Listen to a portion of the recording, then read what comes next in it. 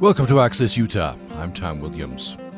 Today we're presenting our 5th live episode of Debunked. It's the only Utah podcast combining evidence-based health practices with storytelling to challenge the stereotypes and debunk the myths about harm reduction, substance use disorders, and homelessness.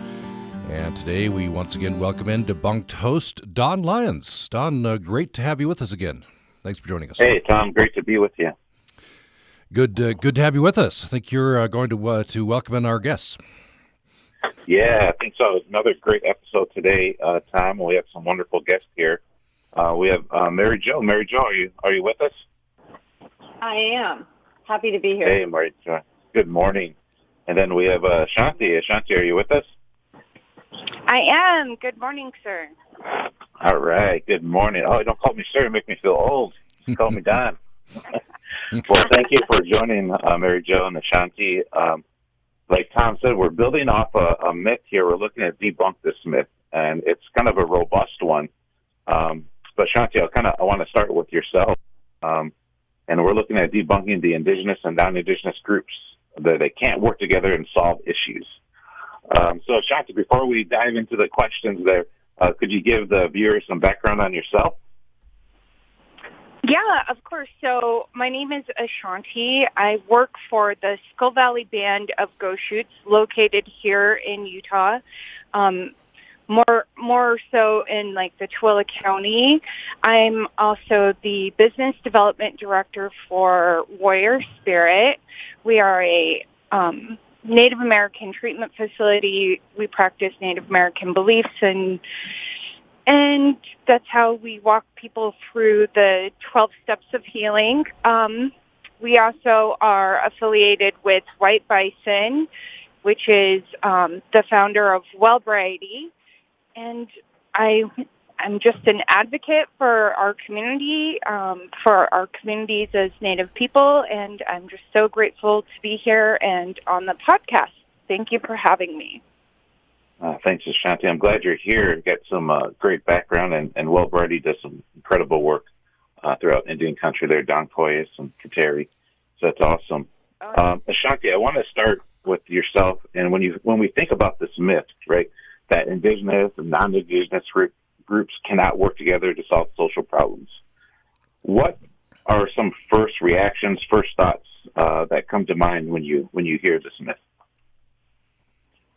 When I hear this myth, I hear there is a big, unknown of a cultural gap. So being Native myself and being raised, I'd spend my summers with my family in Alaska, and then I would, spend the school years not on or near my reservation. So I hear this myth that goes back way until I'm 5 or 6 years old, is that you can't reach Native Americans, or that they don't have an understanding, or they don't have a desire to work with people on or off the tribes, right? So any type of government agency, any type of, that there's just oh, you can't talk to them. I hear that a lot. I see it in my profession today, is that, well, how do you even communicate with the tribes, or how do you get in front of the tribe? Or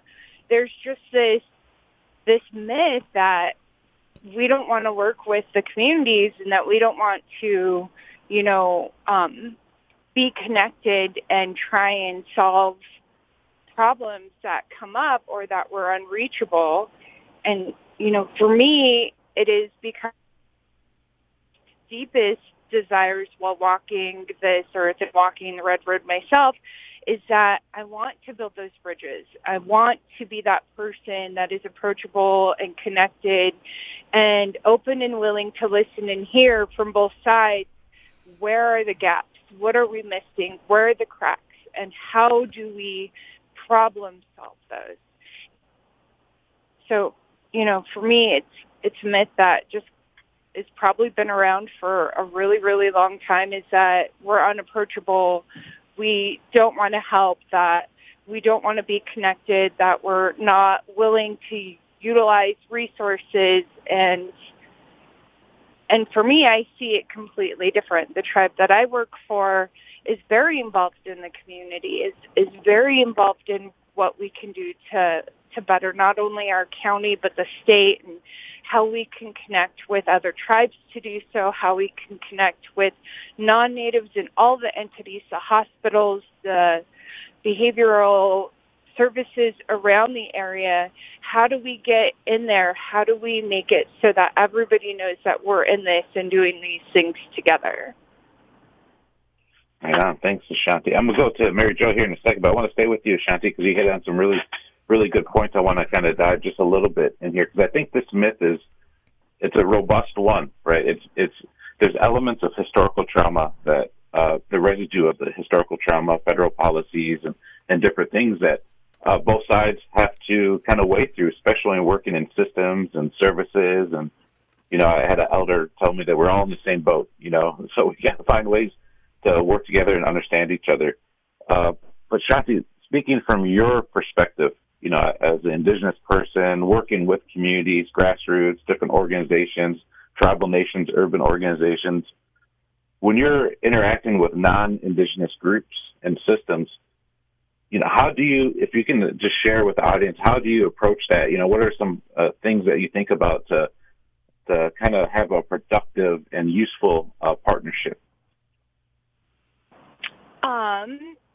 So for me, I like to do a lot of community and opening the Native traditions and things that we do, like the powwows, and providing outreach for our youth, and being able to bring those together and making it very open, very public, like this is who we are, this is what we're doing, and make it so the whole community can see it and see us working together, and provide spaces for our youth to work together, like in school, like how do they get engaged? Because not all of our youth go, with natives. It's not a native school. It's everybody's school. It's all of our children's school.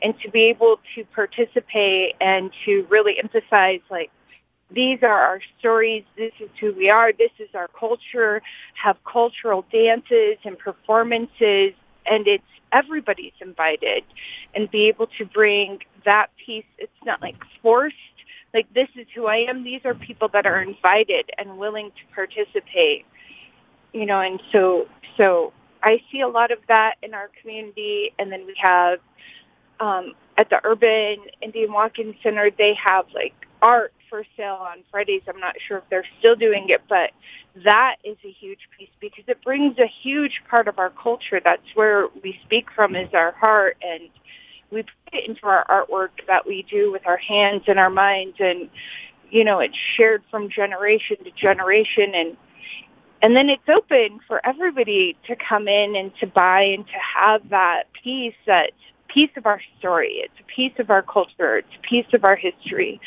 And they can come in and purchase it, from beadwork to paintings to all sorts of different beautiful art pieces. Yeah, thanks, Ashanti. You're speaking to creating a sense of belonging and really see each other's humanity, and then starting from a common place and working through. There's definitely going to be differences along the way, but understanding each other in a sense of belonging. Mary Jo, I want to bring you into the conversation here, and I appreciate you being on. And I'm going to ask you the similar questions I asked Ashanti from your perspective. But before we dive in there, Mary Jo, could you give some background on yourself to the audience?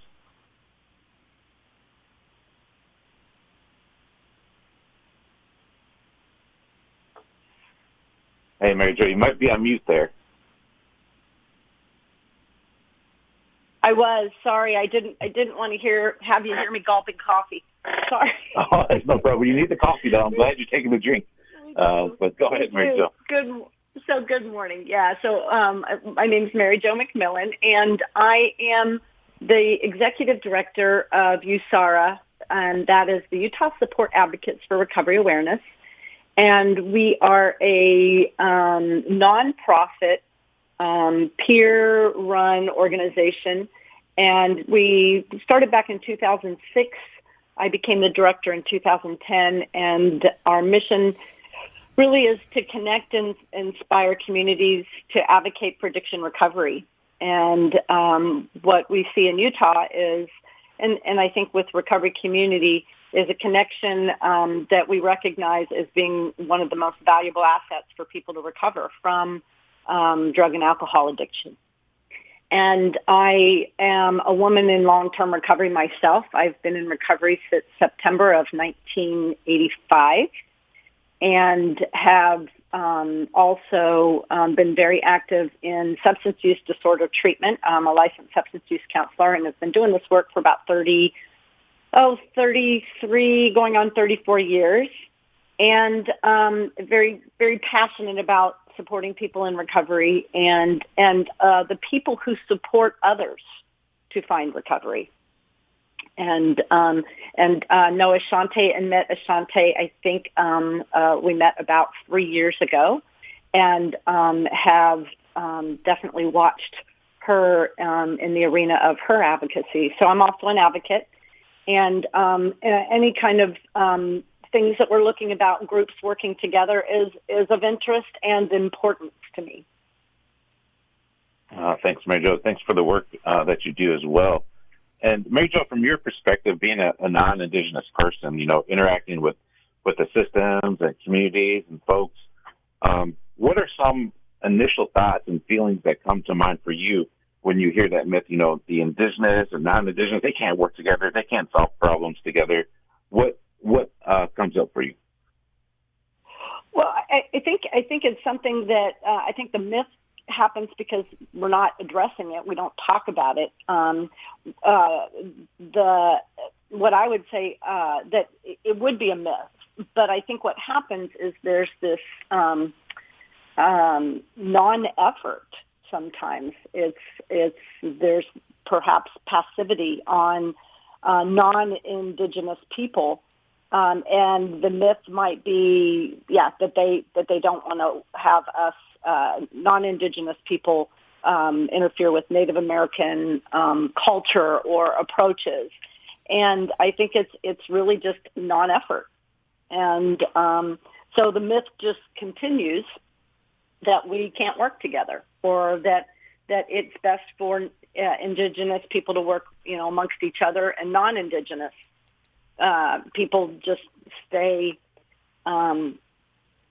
uninvolved. And we're all battling in what we're talking about today, addiction, and stigma among our human communities. And so I believe there's stigma, with addiction in the indigenous community and the non-indigenous community. So I also think when you're working with people who have a cultural background different than your own, if I don't know about it, I just don't bring it up, and I think that's too bad. I mean, we have missed opportunities, lots of opportunities. Yeah, I agree with you, Mary Jo. There's levels of readiness, understanding each other, individuals' levels of readiness, and various systems and agencies' levels of readiness to engage in conversations. Mary Jo, I can stay with you for a second here, then I'll pass them to Tom here for the next set of questions. But Mary Jo, from your perspective, being a non-indigenous person, I wonder if you can share just personally what things do you think about when you're working with a indigenous community, folks? Is there what hesitancy, if any, that come up for you, or some questions? I think, you be able to share with the audience here, I think, would be helpful to kind of break down this myth. Well, maybe one of the first things that I start with is really more of my own personal experience, because I think that's something I can speak from absolutely. In my personal experience, in my early recovery, actually, I moved to Utah when I was a year into my own recovery, and was a person who was active in 12-step groups. And but there was a lack of connection in a spiritual way. And so I actually met some people who were involved with some Native American practices, and from sweat lodges to even a vision quest. And that was the first I had ever been introduced to anything cultural. And at that time I was, I would say, 26 years old. So not really having other than known about Native Americans, but had not culturally ever been introduced to anything. And for me, I found it very, very spiritually. I immediately connected spiritually. And I think spirituality is truly one of those things that we kind of let people, figure out themselves, when I think introducing something might be more helpful, especially to people with addiction recovery. And so I pursued it on a very individual basis, but I didn't see it connected in any of the, much in the treatment programs or the work that I was doing. Other than my own experience. And again, when you're a counselor, you go by evidence-based practice, and there's things that you do. And you don't necessarily introduce something unless you have the opportunity with an individual. And so if I was working with an individual who was Native American, I would absolutely bring up,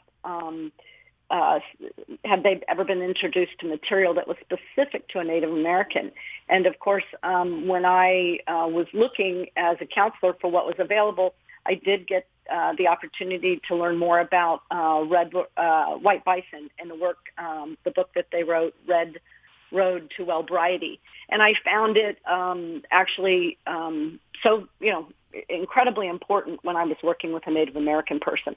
Though I did not know much about it myself, I could introduce them and give them a resource, that a place that they could connect to. So I thought that was critical, and that was really probably the primary way that I connected them. And then also in Salt Lake City, the Indian Urban Center. And then I think that there were a few resources, but where I could connect somebody, those would be the things that I would do. Yeah, thanks, Mary Jo. Yeah, I think our experiences impact our perspective, what you share, starting from a personal level. And if you don't have those experiences, working with Indigenous communities, or being exposed to it in education, right? There's a high lack of education about the first peoples of this land. The number of tribes today, as we stand here, there's close to 600 federally recognized tribes. And so we're taught, what does that mean? They're sovereign entities. And so there's a whole host of systems that we have to work through. But I like how you're approaching it and speaking from perspective and connecting people. And that's what great listeners and helpers and counselors and advocates do for folks. So thanks for that, Mary Jo. I think we're going to come back to you, but I'm gonna pass the reins over to Tom to take us through the next couple questions. Thanks, Don. And in fact, we're due for a break. So let's take our first station break, and then we'll launch into those questions. If you just joined us, you're listening to Access Utah. I'm Tom Williams, and I'm joined today as we're doing a live episode of the podcast Debunked, joined by the podcast host, Don Lyons. And we're also joined by Mary Jo McMillen of USARA and Ashanti Moritz of Warrior Spirit. And we're debunking the myth Indigenous and non-Indigenous groups can't work together to solve social problems. As we go out here, just give some credits. The Debunked Podcast was created by the Utah State University Office of Health Equity and Community Engagement and the Tribal and Rural Opioid Initiative, which are housed within the USU Eccles Jones College of Education and Human Services, Department of Kinesiology and Health Science, and USU Extension. And the program is made possible by SAMHSA, Utah Public Radio, and community partners. So we'll have much more following this break. Support for Utah Public Radio programming comes from our members and Cache Valley ENT and the Allergy Clinic. Introducing Dr. Zach Robinette, specializing in cochlear implants and surgical alternatives to CPAP for sleep apnea. Locations in Logan and Providence. Information at cachevalleyent.com. Support also comes from Auto Evolution, owned and operated by Ron Stagg, keeping Cache Valley automobiles on the road for more than 20 years, with service, repair, and maintenance. Located at 347 West Airport Road in North Logan. Information is available by calling 435-753-2521. Hey, it's Francis Lamb, host of The Splendid Table. This week we spend the hour with the one, the only, Martin Yan. For 40 years, the host of Yan Can Cook has brought Chinese and Asian cuisines into the homes of Americans. We talk with him about his life and journey. It's coming up on The Splendid Table. Tune in Sunday at noon here on Utah Public Radio.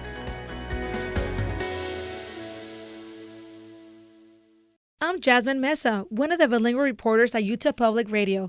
This year we have been working on increasing the diversity of voices you hear on UPR, and that is where I come in. I produce news stories in Spanish each week, and right now I've been reporting a lot of COVID-19. But as things continue to open up, I will be reporting on community events and other resources. Tune in on Wednesday nights at 9 p.m. to listen to my stories in Spanish and visit upr.org to read them in English.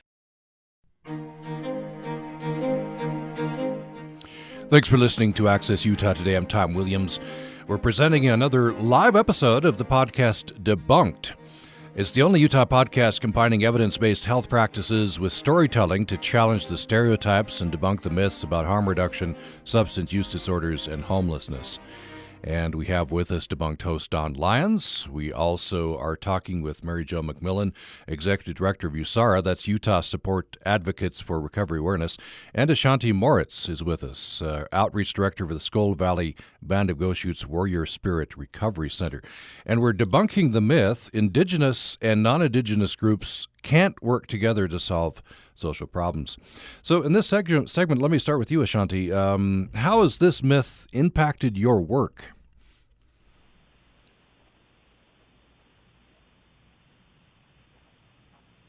Do we have you with us, Ashanti?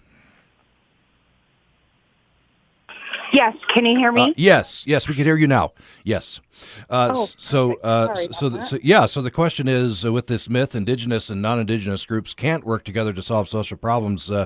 How has this myth impacted your work? I believe that's a great question. So,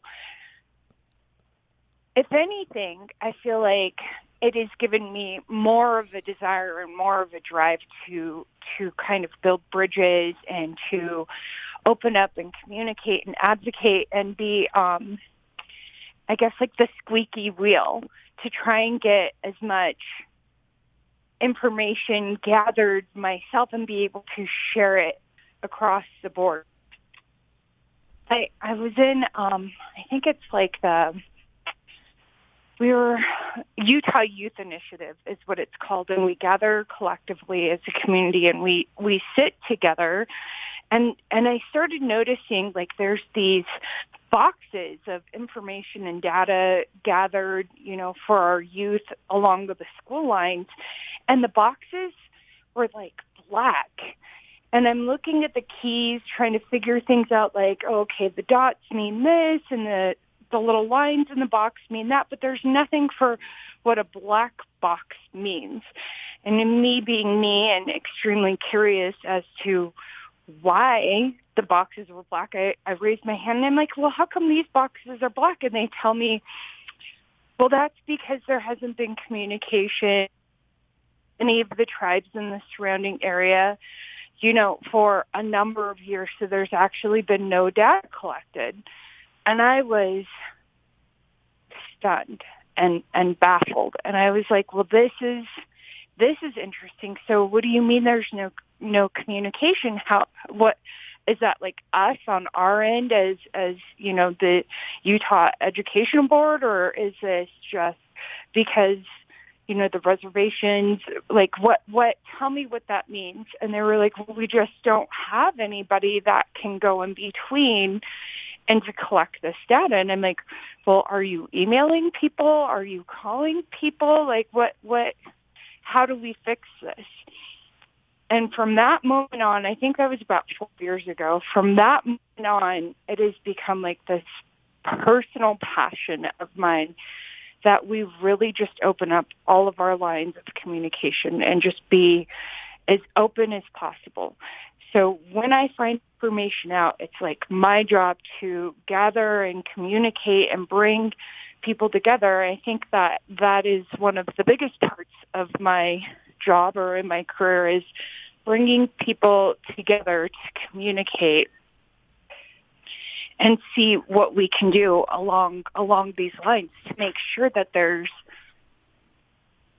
no more of these black shaded boxes where there's no data collected, so that our children can have the same resources as everybody else, so that we can find out where the bridges need to be and who starts building those bridges, and to bring that into places like the colleges and the universities and the high school students, so that they know, like, hey, this is what I do to communicate. This is how our voices get heard, our needs get met. This is how we start doing that, and that's really important. It's very, that is how we come together and live in this community in more unity, I believe. And a follow-up question, expanding this, how does this myth that Indigenous and non-Indigenous groups can't work together to solve social problems, how does this impact tribal groups? So how would that impact tribal groups?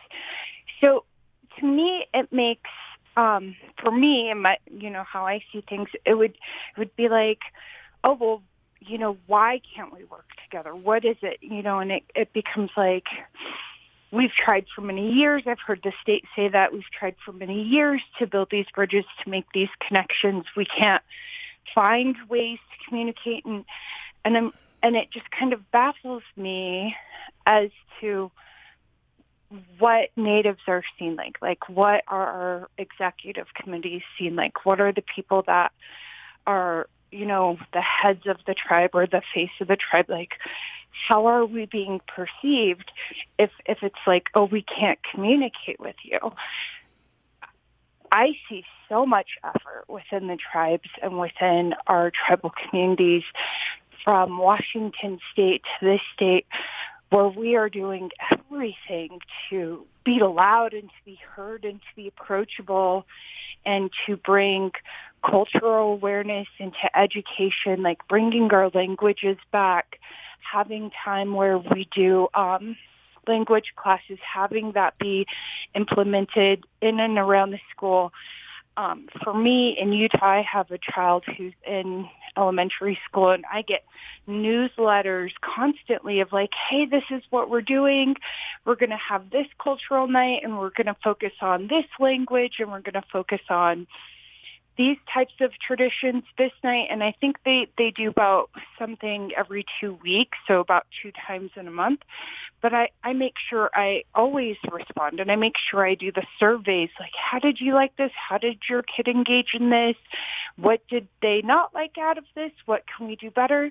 And I think it's really important as an Indigenous person, Native person in our community, that when we're given these opportunities to talk about what works and what doesn't, that we jump on it. That's why this podcast is so important. This is a huge opportunity to bring awareness and to bring connection to our community, where we're talking about things that matter, our cultural aspects, communication. When you give feedback, you have to be really open to receiving it, I believe. So now we're open to receiving and we're open to giving it. And now we need to build places where we can do that. We'll direct the next couple of questions to Mary Jo with USARA, of course. So similar question to you. How has this myth impacted your work? Oh, well, first thing that, comes to mind, I've been an advocate for the last 10 years. And if a lot of times what happens is we, most of the time, what I see is that we don't have someone who's Native at the table all the time. So I'm an advocate at the table when we're discussing addiction, but the focus is on, for me as an advocate, reducing stigma about people with addiction. But then what starts to happen is you start, a lot of administrators are at the table, but we don't ask the leaders of culturally diverse groups. And, some of what I think happens is we say, oh, well, now we have so many people at the table. How are we going to get anything done? So it becomes, so what happens sometimes is the table becomes narrow. And as an advocate, I have to make sure that I'm there. I think what is starting to impact me in my work is I'm starting to see who's not there. And again, after 10 years, I'm paying attention to it. So, I think I've been working so hard just on people with addiction that what is needed is now to start looking at culturally who's not there. And so I would say in 2020, there is a group that has started, it's a state division of substance use and mental health services that's supported by our state division, is a group that is called CURI. A lot of people don't know about it yet. It's Communities United for Racial and Ethnic Integration and Equity. And it was, so we have different diverse populations in Utah that are part of that group to help inform the state about what's missing. And I would say in substance use treatment, we serve a large white population, a lot of low-income people, but what we leave out is the cultural diversity that needs to be addressed. A lot of times we don't have the clinicians with the kind of cultural diverse background, and so we kind of just do status quo treatment. We don't do as much as we can, and unless you have an advocate or a leader within your organization, it just doesn't happen. And I think and that can continue for a long time. So what's being affected for me is seeing somebody like Ashanti, who is so passionate and so important. And as an advocate who's already at the table, I want to make sure that Ashanti's there too. So that can be my role in my work, is to make sure that when issues are being discussed about addiction and recovery, that I bring people who are culturally informed, because I'm not about the indigenous community, but Ashanti is. So she needs to be there. And so my work would be to make sure that people who have the experience are there at the table.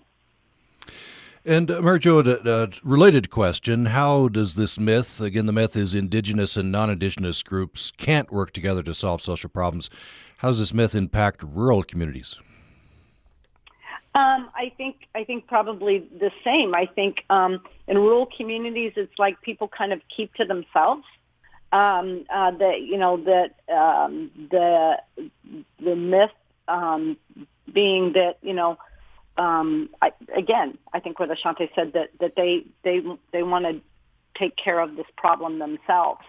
And again, if there's not the numbers, they may not come together. And I think stigma with substance use is even more significant. Most people with substance use who have gotten any kind of service for drug or alcohol addiction, mental health, have come through the public system.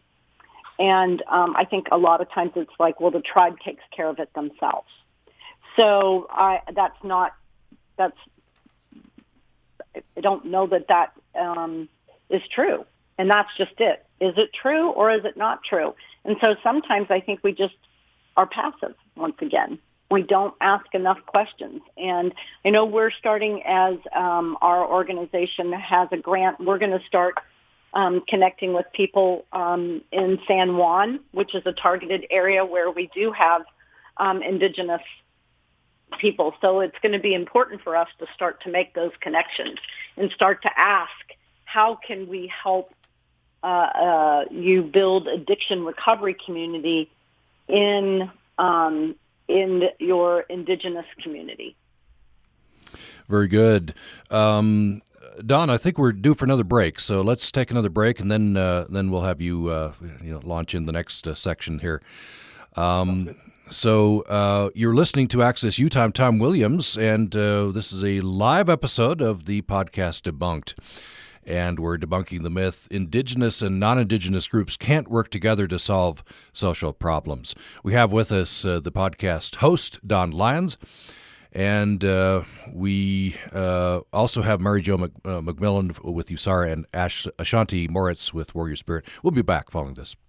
Support for Utah Public Radio programming comes from our members and Sunset Valley Mortuary, presenting a night like no other Veterans Benefit concert to raise mental health awareness. Bring a chair and enjoy music, food, and entertainment August 27th at Elkridge Park in North Logan from 6 to 9 p.m. Information available on Facebook/Off-Center Band. Support also comes from Spirit Goat Soap, offering a variety of handcrafted soaps, balms, and bath products, including sensitive skin and men's products. Gift and shaving sets available, located at 28 Federal Avenue in Logan. Information at spiritgoat.com. Next time on LA Theatre Works, Kate Burton and Matthew Rhys honor the centenary of Welsh poet Dylan Thomas in our brand new production of his famed Play for Voices. The shops in mourning, the welfare hall in widow's weeds, and all the people of the lulled and dumbfound town are sleeping now. Under Milkwood by Dylan Thomas. Next time on LA Theatre Works. Friday night at 9 here on Utah Public Radio.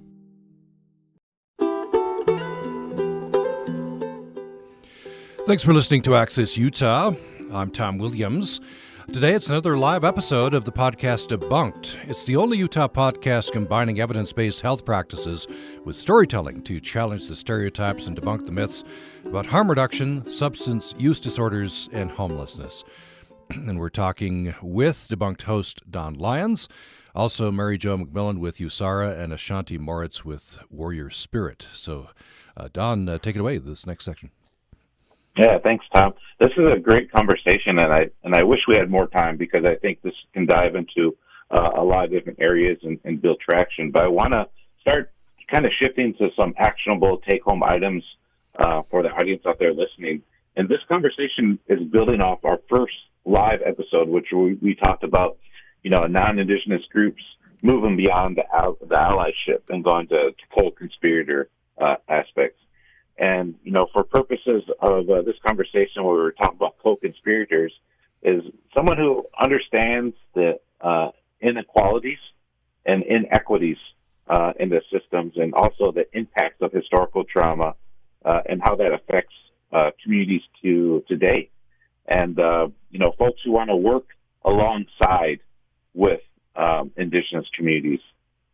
So we're thinking about, how do we shift from just being an ally and advocate, maybe placing a sign in front of your house, but what does that really mean when you put actionable things around there?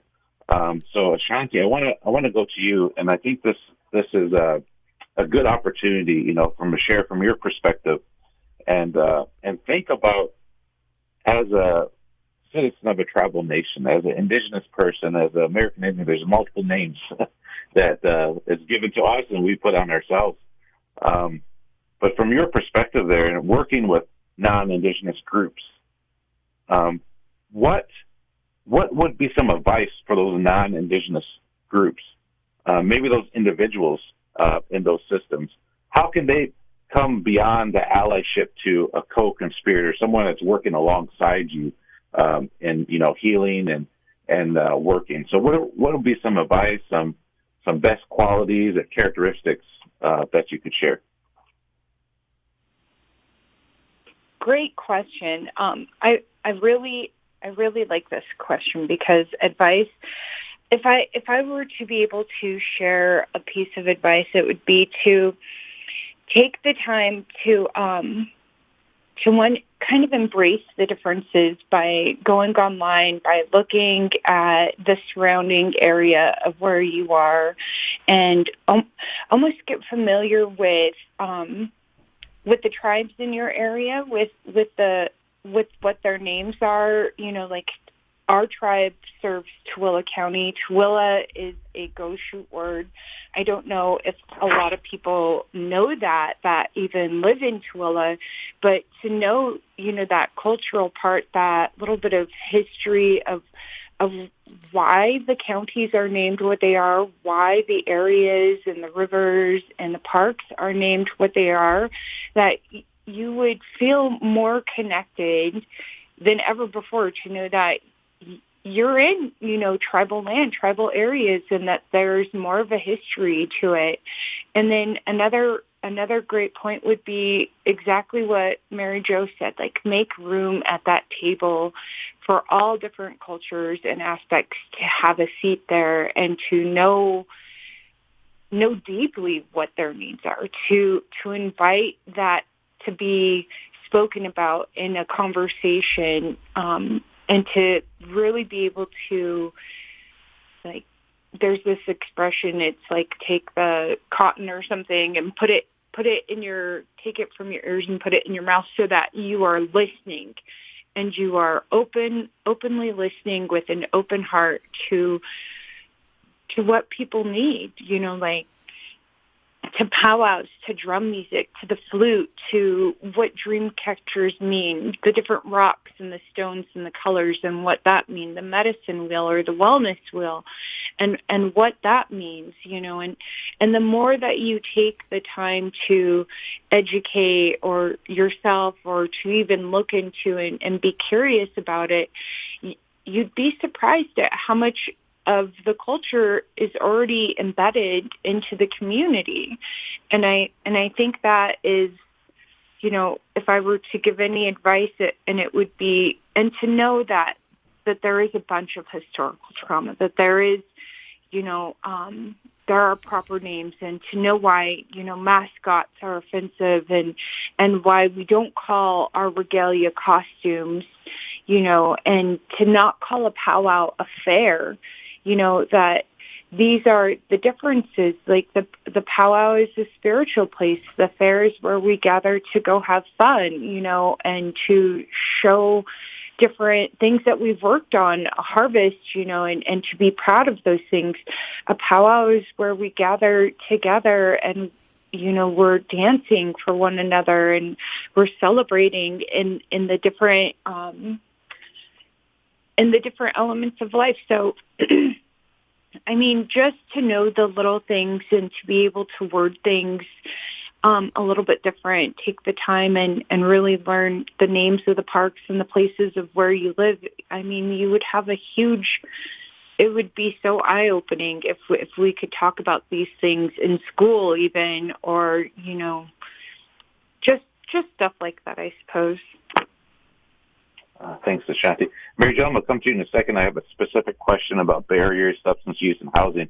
But I want to stay with you, Ashanti, because you said some really important things that I want to just dive a little bit deeper in here, because these are some take-home items that people listening, they want to take that initiative, and we've talked about already. And Mary Jo, it's, sometimes we get complacent. We live those assumptions that we have, and we don't take that healthy risk. And you were saying, help create that healthy space to have that dialogue, to take that healthy risk.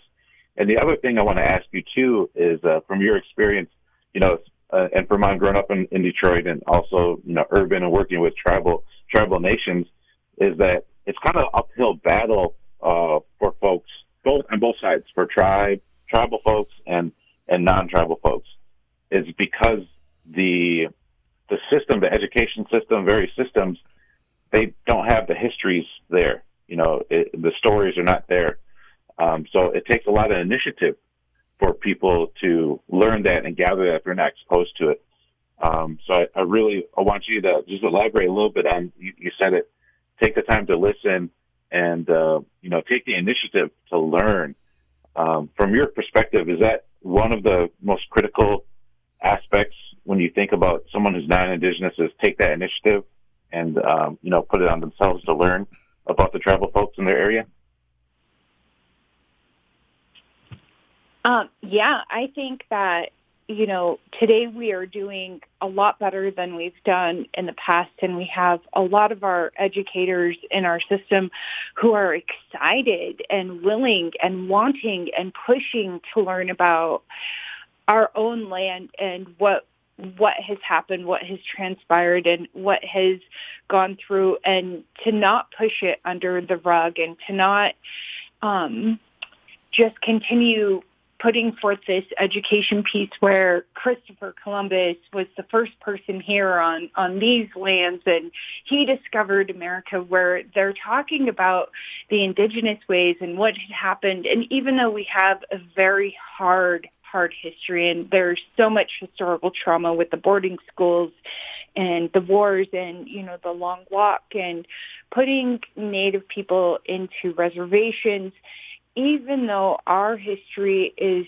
so hard, today we have more educators and more people in place that are wanting to talk about that. And I think that that's a part of a great, big, huge healing, is when you acknowledge wrongs and you don't shut down like, oh, you're not supposed to feel that way, or you're put in shame for being angry, or having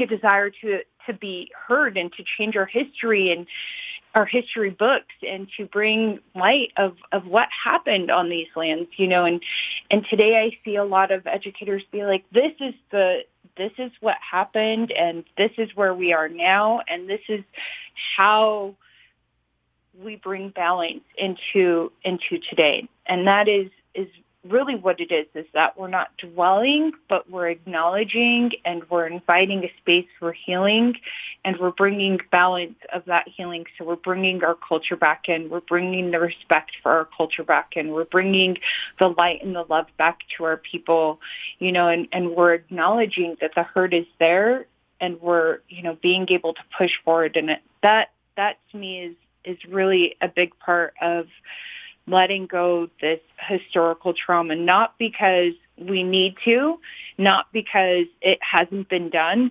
but because that brings the healing, and it brings a healing force to our community where we can then draw from the roots of healed people, and we can walk forward knowing who we are and what our history is, and having everybody else know what our history is. And then it can't be swept under the rug any longer. Yeah, thanks, Ashanti. I know we're getting short on time here, Mary Jo. I'm gonna turn to you, and I appreciate those words, Ashanti. We're looking at breaking down the myth that indigenous and non-indigenous groups can't work together to solve social problems. One of the ways that we got to track the breaking down this myth is we do have to understand what barriers exist out there and not sugarcoat those things. So, Mary Jo, from your perspective, what are some barriers between indigenous and non-indigenous groups when it comes specifically to substance misuse and housing situations? I think we aren't meeting or talking enough together, and I think that it's a conversation that actually I believe is starting to resurface again. The last couple years is being more conscious of diversity, equity, and inclusion. And when we're doing that, and again, what you said is, we can talk about it and raise awareness, but then what do we do as actionable items?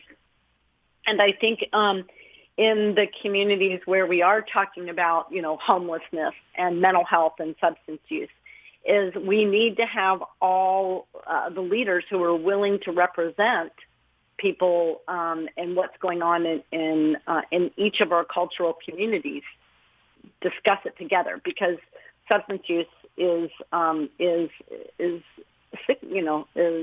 would say addiction, substance use disorders. It's an illness that's affecting our communities, and in order to find the healing and the solution, we need to all be talking about it together. Again, it is a humanity issue, right? And so so we may not have solutions alone. As a non-indigenous person, I don't know what other possible healing and solution-based actions I can take. And so if I meet with more people who I have more information, I can ask more questions. We can come up with more opportunities and options to problem solve. And I think it's going to take considerable effort to make sure we keep meeting. I think because if we stop sending the emails, stop making the calls, stop reaching out, we just go back to status quo, which is kind of this passivity. So we have to not be passive. So again, when somebody asks, who else do we need at the table? I might have to bring up 8 people because it's different cultures that we need at the table to solve this problem. And the same with, we're not just addressing substance use. It might be harm reduction. It could be, like you said, it's homelessness. And again, it might be, well, who's the majority? And it's like, well, it's the individual that we need to, one individual, 2 individuals, 3 individuals. We start healing it a person at a time. Yeah, thanks, Mary Jo. No one has a monopoly on the solutions. We need all the voices at the table. So appreciate you sharing that. Tom, we're getting short on time here, but I think we can sneak in a few more questions. So I'll pass it to you and see if we can do that. Yeah, maybe I'll just turn to maybe have time for one question, one response. So I'll turn to maybe Ashanti for the last word here. What would you say that we can do as members of society to encourage collaboration? What would your advice be, just briefly? I think my advice would be that there's a lot of shame in our history, and there is a lot of guilt, I guess, would be, and there is also a lot of like, well, it wasn't me, and that wasn't my family, and that wasn't, that's not who I am. In our communities, when we're talking about our histories, and I really believe that if we can move from that wasn't me to, let's talk about this, and just kind of putting down those walls and letting people vent or letting our voices be heard, and this acknowledgement that we could turn that shame into guilt and then turn it into problem solving and moving forward and more of a collaboration. And I think that is one of the things that today is we know, I know that it wasn't you, and I know that it wasn't your grandpa, but not so long ago, these things happened, and our voices, not of anger. Of course, there is going to be some anger, and everybody moves through that differently, but our voices and our history have a place here, and that is what I'm looking for. It's like our history also has a place at this table to be heard and discussed and talked about, so that our shame could be let go and we have a chance to move forward and grow. Well, a good place to end the program. Much more could be said, but I think it's been a good discussion. So we thank Ashanti Moritz, who is with Warrior Spirit with the Skull Valley Band of Goshutes. So thank you for joining us. Thank you so much. Mary Jo McMillen with USARA, the Utah Support Advocates for Recovery Awareness, has joined us. Thank you so much. Thank you, Tom and Don, and Ashanti. And Don Lyons, the host of the podcast. Thanks. It's great to talk to you again. Yeah, thanks, Tom. Great discussion, and thank you for our 2 hosts. And thanks, everyone, for listening. You've been listening to Debunked, a live episode of the podcast, and appreciate you joining us today. Thanks for listening.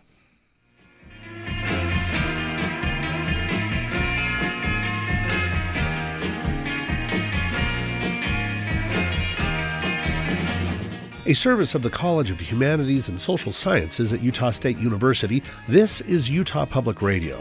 Heard statewide on KUSR, Logan, KUSK, Vernal, KUSL, Richfield, KUST, Moab, KCEU, Price, and KUSU-FM, Logan.